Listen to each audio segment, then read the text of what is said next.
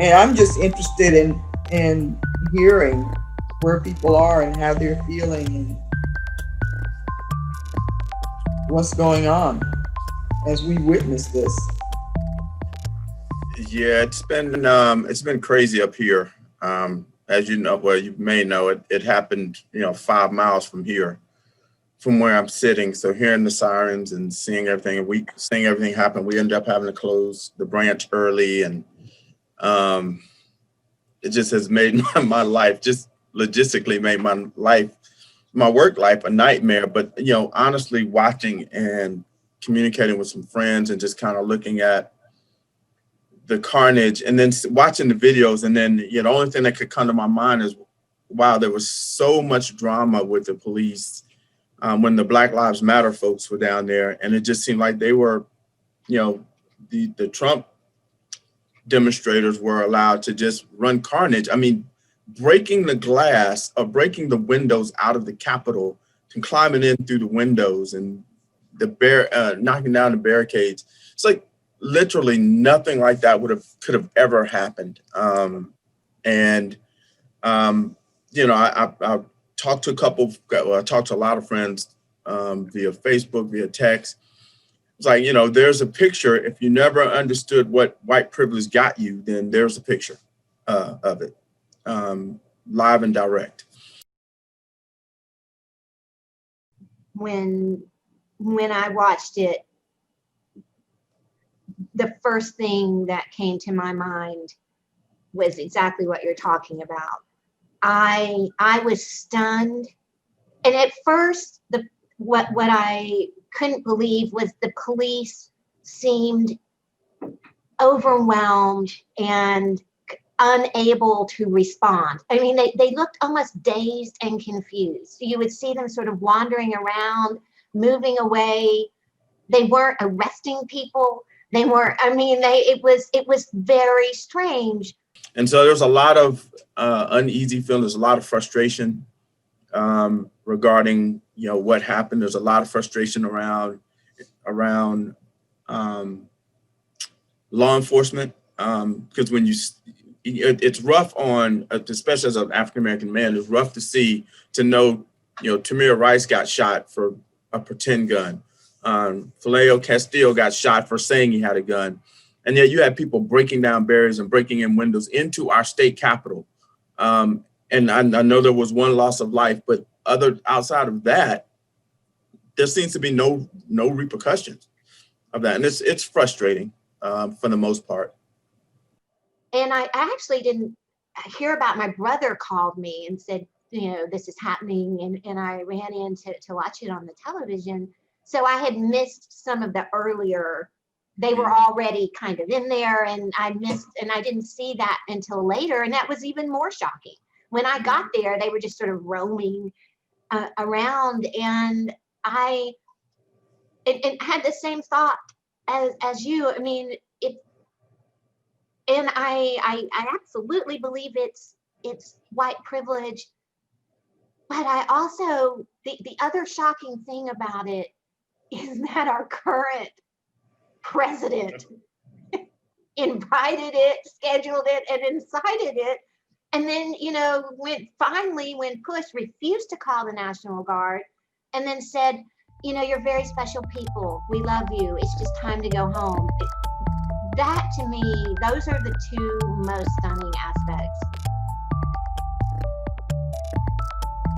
And it puts, not that I ever believed it, but it puts total lie to the idea that our police, when they kill people of color, that they're in fear of their lives, because that's just baloney.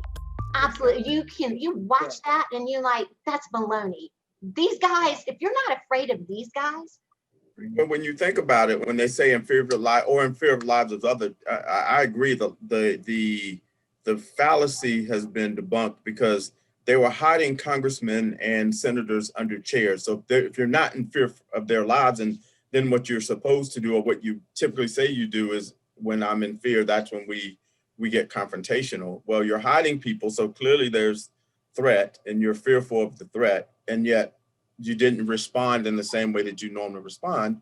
that clearly sets aside the notion that, oh, police were acting in fear for their lives. That's just an excuse. That one phrase is in there, so that it's all almost like a catch-all for any time they get in trouble for shooting an African American male or shooting anyone.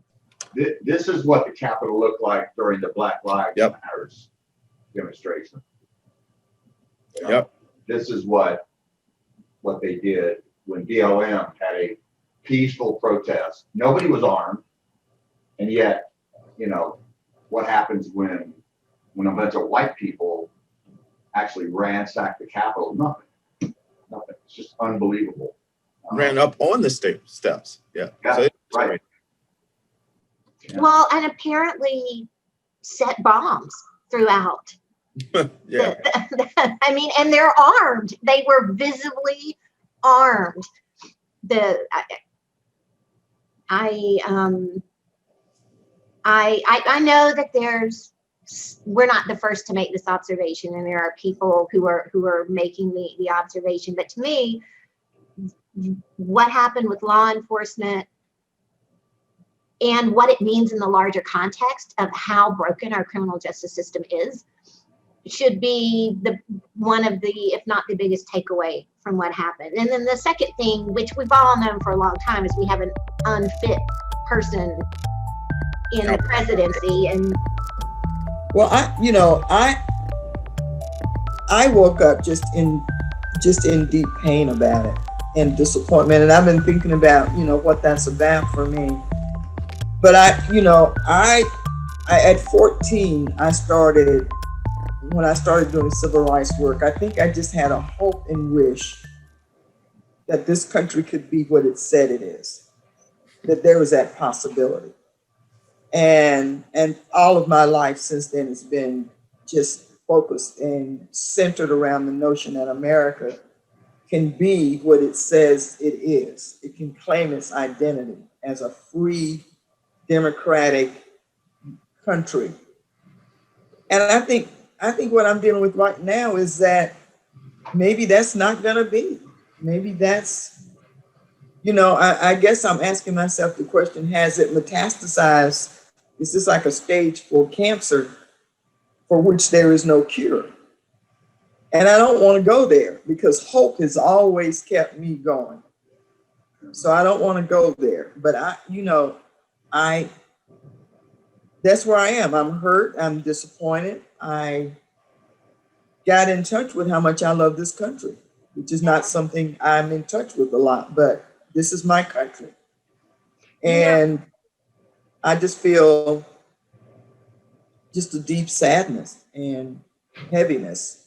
It's hard to see those windows breaking and people, ambling through the Capitol with their feet on desks, and and knowing that had this been Black Lives Matter, everyone dead, and they'd have been on the news telling us about how justified they were in killing people. And so I just have to deal with all of that emotionally.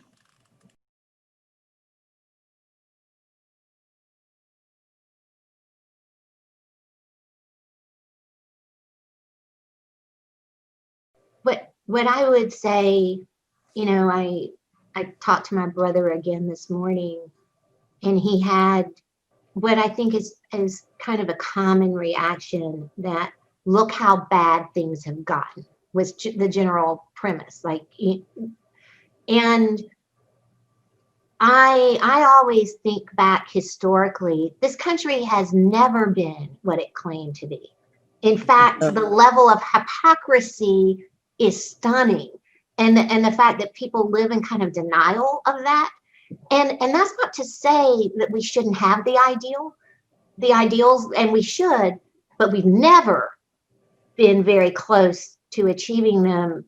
And my thought is we're closer because we all have a sense, we can at least be outraged by what we see happening, as opposed to assuming that is the way it ought to be. In other words, I maintain the hope because I don't buy I believe this country is special for one reason, and that's because we're trying to do something that we have to learn to do as humans, which is everybody of all kinds, no matter where you're from, what you believe, how you look, all of that, we need to become part of a single community that figures out how to live with each other without killing each other. I don't want you to lose hope. I really. Well, yeah, and I won't. And I mean, I'm just, I know enough about myself to know that this is where I am right now because it hurts. The other reason that I,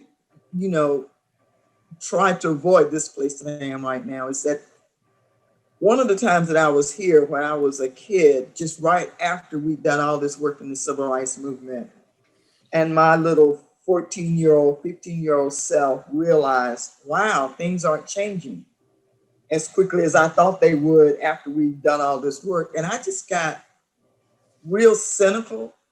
And from that place of cynicism, I just went to hell with white people. Yeah. That is not anything that Dr. King taught us. That is not anything that the people that were teaching me, because his idea was the beloved community. His idea was right relationship. And I realized at that point that I didn't like myself very much, that I was thinking things that I didn't want to think. And I wasn't the person that I wanted to be. And so I've always tried to avoid this sort of cynicism, like there's no point, there's no hope, it's not ever going to get any better. Because I don't want to get to that place of hopelessness. But I think in this instance, it just hurts. I just gotta get through it. I just gotta feel what I feel, get through it, know what it's about, not give into it. And, I was thinking this morning that my life today is so different than my life as a 15-year-old. I have friends, you and Eric and Michael and white people that I love, that I think of as family. I did not have that as a 15-year-old. My community of kinship is incredibly diverse. And that is a gift, and I have to hold on to that. That's the gift for me right now. That that ability for me to touch people and be in community with folks who I otherwise would have been afraid of as a youngster, but now see as kin, that's a gift. And that's going to get me through this. It's going to get me through it. But it's hard right now. I don't have any other way to put it. It's hard.